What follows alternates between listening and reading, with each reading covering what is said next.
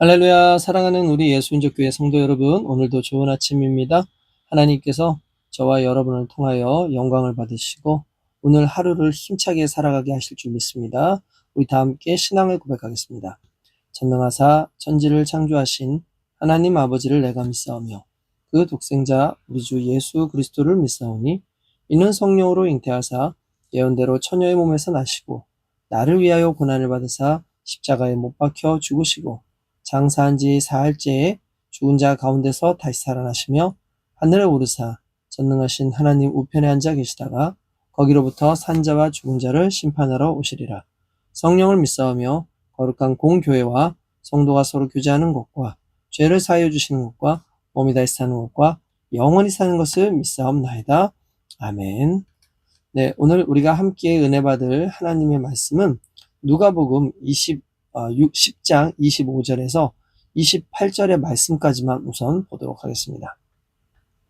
어떤 율법 교사가 일어나 예수를 시험하여 이르되 선생님, 내가 무엇을 하여야 영생을 얻으리이까? 예수께서 이르시되 율법에 무엇이라 기록되었으며 내가 어떻게 읽느냐? 대답하여 이르되 내 마음을 다하며 목숨을 다하며 힘을 다하며 뜻을 다하여 주 너희 하나님을 사랑하고 또한 내 이웃을 내 자신과 같이 사랑하라 하였나이다. 예수께서 이르시되 내 대답이 옳도다. 이를 행하라. 그러면 살리라 하시니. 아멘. 네, 오늘 이제 말씀은 이제 예수님께서 한 그러니까 율법 학자와의 그 대화를 통해서 이제 예수님께서 궁극적으로 말씀하시고 싶으신 바로 하나님 나라에 대한 개념을 이제 우리가 볼 수 있습니다. 어느 날 한 율법사가 이제 예수님께로 옵니다. 여기서 뭐 이제 율법사 그러면 여러 가지로 이야기할 수 있겠죠. 특별히 이제 바리새인일 가능성이 상당히 높고요. 또 한편으로는 율법을 공부하고 특별히 율법에 상당히 심취해져 있는 그런 사람이라고 볼 수가 있겠습니다. 그래서 어쨌든 이 율법사가 나와서 예수님에게 이제 말씀을 좀 나누는 그런 내용인데, 이 처음에 보면 이렇게 나옵니다. 율법사가 일어나 예수를 시험하려고, 그러니까 예수님을 시험하려고 일단 예수님 앞에 다가와서 질문을 합니다. 일단 여기서 나오는 시험하여라는 말은 이제 이 에크페이라존이라고 그렇게 얘기를 하는데, 에크페이라조라는 말이 신약 성경에서 4회 정도가 사용이 됩니다. 그러니까 모든 사용되었던 그 용례가 어떤 식이냐면 하나님 또는 예수님을 악의적으로 시험하는 것을 나타내는 거예요. 그러니까 교활한 마음을 품고 예수께 나온 이런 율법사는 영생을 어떻게 얻을까에 대한 난해한 질문, 상당히 당시에는 난해한 질문을 통해서 예수님께서 이단적인 발언을 하기를 내심 바랬을 겁니다. 그러니까 예수님을 하나의 올무에 걸게 하기 위하여 예수님에게 질문했던 그러한 내용이라고 볼 수 있죠. 그러니까 아무래도 당시에 예수님께서 전통 유대인들이 매우 중요시하던 율법을 경시하고 잘 지키지 않는다는 소문이 이렇게 확산이 되면서, 그래? 감히 유대인이면서 유대인이 신봉하는 그 율법을 경시한단 말이야? 라고 하면서 오히려 예수님에게 와서 어떤 율법적 내용이 어긋나는 한마디라도 한다면 그를 종교법으로 걸고, 만약에 종교법으로 걸지 못한다 할지라도 사람들 앞에서 이 사람은 율법을 알지 못하는 그런 사람이니 이 사람은 이단과 같다 라고 이야기를 하려는 그런 목적에서 결국 예수님 앞에 나와서 이야기를 하죠. 이러한 부분이 오늘날 우리에게도 있다고 생각을 합니다. 예수님 앞에서 말씀엔 이렇게 얘기하고 또 저렇게 얘기하는데 어느 것이 옳습니까? 라고 얘기하죠. 근데 솔직히 성경을 읽다 보면 말씀의 내용 또는 율법적인 내용, 이러한 내용들을 읽으면서 반대로 세상 사람들이 요구하고 또한 나의 생활이 요구하고 또 내가 나름대로 그렇게 하는 것이 옳다고 생각해서 아예 흔히 말하는 답을 정해놓고 와가지고 우리가 기도를 하기도 하고 또한 목사님께 질문을 하기도 하고 하는 그런 사람들이 종종 많이 있습니다. 솔직히 제가 그러한 이야기를 들을 때면 겨울 흔히 말하는 주의를 지켜야 되는 문제와 그 생활을 해야 되는 문제 이런 것들도 있을 수 있고요. 또한 술, 담배에 대한 그런 문제들 요런 것들 성경에는 그런 내용이 나오지 않았는데 이것을 하지 않는 것, 그것을 하는 것 이것이 옳으냐 그르냐에 대한 이런 문제들, 이러한 것들, 솔직히 그런 것들을 질문할 때에 대부분 많은 사람들이 교회를 빠져야 되느냐, 11조 내야 되느냐, 말아야 되느냐, 대부분 질문할 때 그들은 이미 긍정적 내용보다 하지 않으려고 하는, 흔히 말하는 그걸 피해가고 싶은 마음에서 오히려 질문을 하고 무언가 질문을 하면 오늘날 시대에는 그런 것은 옳지 않은 것 같다. 오늘날 이런 사회에서 그렇게 되면 도태된다. 오늘날 사회에서는 이런 식으로 어떤 무언가를 이제 이야기하면서 결국 이 말씀이 잘못되어진 것처럼, 아니 잘못되어지지 않는다 할지라도 예외 조항이 있는 것처럼 그렇게 일부러 시험하는 듯이 물어보는 사람들도 많이 있죠. 내용과는 조금 다르겠지만 어쨌든 간에 이 율법사는 예수님을 올무에 걸어서 예수님이 대답하는 것에 따라 예수님을 심판하려고 하는 그런 모습에서 이렇게 나왔다는 걸 이 성경에서 이야기합니다. 그래서 예수님을 시험하려고, 그러면서 뭐라고 합니까?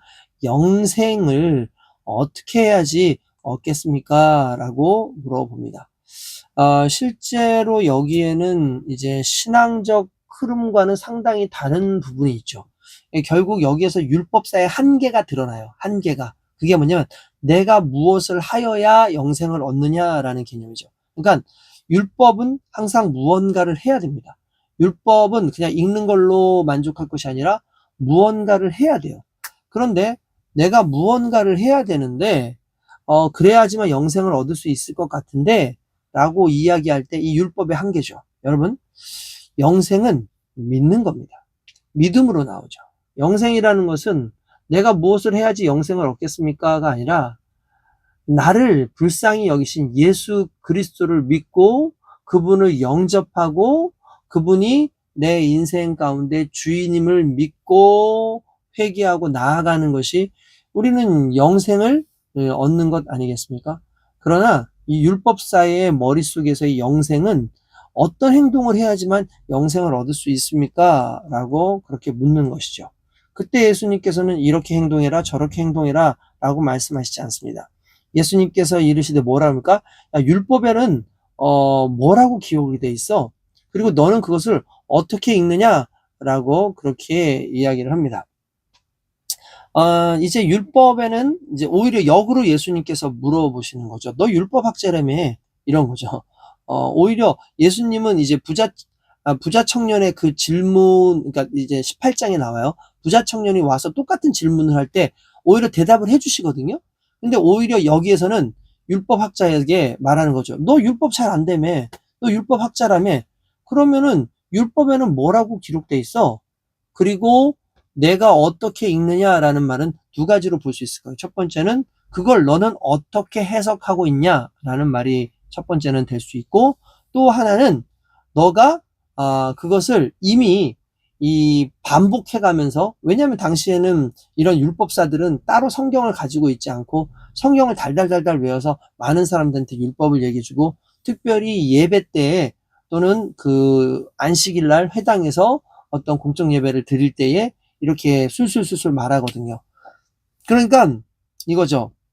율법에서는 뭐라고 얘기하고 있고 너는 어떻게 해석하며, 그리고 또한 이미 너가 알고 있는 그 영생에 대한 부분을 한번 얘기해봐라 라고 말씀을 하는 거라고 되어 있다라는 거죠. 이렇게 얘기했을 때 이 사람이 뭐라고 얘기하냐면 우리가 잘 아는 말씀인 거죠. 잘 알다시피 이제 내 마음을 다하며 목숨을 다하며 힘을 다하며 뜻을 다하여 주 너의 하나님을 사랑하고 또한 내 이웃을 내 자신과 같이 사랑하라 하였나이다 라고 그렇게 이야기를 합니다. 네, 여기에서 나오는 이 이야기들은 실은 신명기 6장 5절에 나오는 말씀입니다.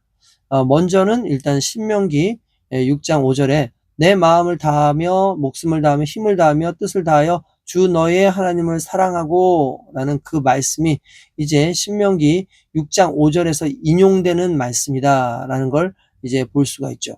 요렇게만 얘기해도 어떻게 보면은 상당히 만족스러운 대답일 수 있겠지만, 그러나 거기 한 단계 더 나아가서 10계명의 전반 부분인 이제 1계명부터 4계명까지의 어떤 내용의 어떤 요약이 이러한 부분이라고 한다면, 이제 레위기 19장 18절부터의 그 말씀을 이제 그들에게 읽어주는 게 결국 하나님을 사랑한 것처럼 내 이웃을 내 몸과 같이 사랑하라는 이 말씀. 요게 19장 18절에 이렇게 나와요. 그러니까 레위기요. 원수를 갚지 말며 동포를 원망하지 말며 이웃 사랑하기를 내 몸과 같이 하라. 나는 여호와니라. 라는 이 말씀이 레위기 19장 18절에 나오거든요. 그러니까 신명기와 레위기에 나오는 이 말씀을 두 가지를 합한 거예요. 그러니까 이 계명을 합했다라는 것이 상당히 좀 의미가 있죠. 왜냐하면 이게 실은 성경에서 내려오는 하나의 축이라고 볼 수 있습니다. 여러분 10계명을 보면은요, 아까 전에도 언급했는데 1장부터 4장까지는 하나님과에 관한 관계예요. 그렇죠? 예, 하나님을 섬기라는 것, 그리고 우상을 만들지 말라는 것 아시죠? 그렇죠. 그리고 우리가 잘 알고 있는 대로 안식일을 거룩하게 지키는 문제라든지 하나님의 이름을 망령되이 거르지 말라든지 이런 것, 이런 어쨌든 내용들은 하나님과의 관계 속에서 나타나는 신앙의 척도라고 한다면, 그 다음부터 나오는 거, 살인하지 말라, 간음하지 말라, 도적질하지 말라, 내 부모를 섬겨라, 이런 내용들은 인간이 인간에 대한 어떤 하나의 사랑의 모습으로 등장하는 거죠. 그러니까 결국 성경에서 나오는 율법의 축도 결국은 두 가지였다라는 거예요. 바로 하나는 하나님 사랑, 하나는 이웃 사랑. 이 부분이 결국 이제 이 율법에서도 말하고 있는 이 부분이라는 것을 이야기하고 있죠. 그러니까 이제 예수님께서 뭐라고 말씀하시냐면, 너 대답이 오라? 그래, 맞아. 이렇게 행해. 그러면은 살 거야. 라고 그렇게 얘기를 한다는 거죠. 자, 요거는 상당히 좀 의미가 있는 것이죠. 그러니까 어떻게 보면 율법과 복음, 행함과 믿음을 구분하는 차원에서 예수님의 인정과 행하라는 명령이 어떻게 보면은 이제 상당히 좀 역설적으로 좀 들릴 수 있지만, 중요한 것은 어쨌든 그가 말한 답이 틀린 것은 아니라는 거예요. 그가 그렇게 말한 것이 틀린 것이 아니야. 맞아. 그런데 중요한 건 예수님께서 여기서 가장 중요한 거죠. 행하라. 그죠? 행하라. 라는 말이죠. 그러니까 이 부분인 거예요. 결국 영생의 문제, 믿음의 문제지만 믿음은 한 단계 더 나아가서 행함의 문제까지, 행함에 대한 부분까지 나아갔을 때 믿음은 증명이 되는 겁니다. 그러니까 하나님을 사랑해? 그러면 하나님이 사랑하는 이웃을 너도 사랑해라. 라고 그렇게 말씀을 하시는 거죠. 오늘 이제 이 말씀들의 그 핵심들은 결국 그겁니다. 그가 이제 예수님 앞에 나와서 예수님을 시험하기 위해서 영생을 어떻게 해야지 얻겠습니까? 라고 얘기하는데, 결국 영생은 하나님께로부터 부여받는 거잖아요. 그러면 하나님께서 허락하신 그 율법 속에서 영생을 얻을 수 있는 근거가 뭐냐? 라고 오히려 역으로 물어보실 때, 그가 하나님 사랑하는 것과 이웃 사랑하는 것입니다. 라고 얘기를 하죠. 그때 예수님께서 맞아. 하나님 사랑하고 이웃 사랑해야지. 그 말이 맞아. 그 율법이 맞아. 근데 예수님께서 말씀하신 거예요. 결국 그럼 그 율법대로 행해. 그 율법대로 살아. 그렇죠? 결국 율법사는 율법대로 행하는 삶까지 한 단계 더 나아가지 못했던 사람이라고 볼 수 있는 거죠.